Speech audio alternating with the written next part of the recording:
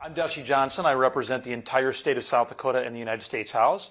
I've done that for 6 years. And I came to Congress just because I felt like there were too many jerks who weren't actually interested in solving problems serving in the House. My name is Chrissy Houlihan, and I serve Pennsylvania's 6th Congressional District, which is west of the city of Philadelphia. To be really honest, the election of President Trump was the motivating factor that brought me to office, not because of him specifically, but because of what that election and his election sort of said to me about where our nation was heading. I'm Nicole Maliotakis. I represent New York City's 11th Congressional District. It's Staten Island and Southern Brooklyn.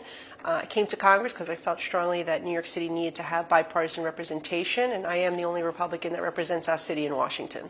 My name is Maxwell Frost. I represent Florida's 10th Congressional District. I was, at the time, the National Organizing Director for March for Our Lives, which is the movement that came after the shooting that happened in Parkland.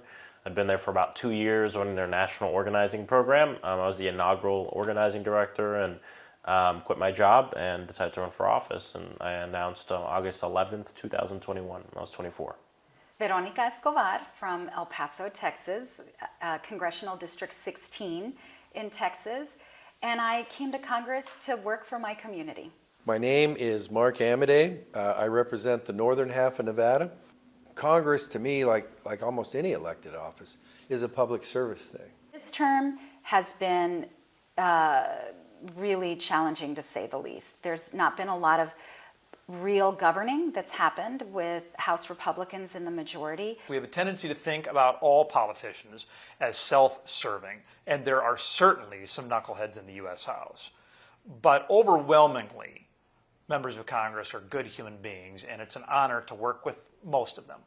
It's been kind of frustrating and in some cases super demoralizing because, you know, you're not here to not do things, but your responsibility is to be here. And, you know, I think that when you line yourself up to vote more than 40 times, I think, to lower somebody's salary to $1, that's kind of asinine. Well, I think what you're seeing is the far right does its thing, the far left does its thing, and then everyone else in the middle really comes together to actually govern. And that has been the case through a number of situations we've been through over the last year. Chaos is honestly the word I would use to describe the totality of the Congress.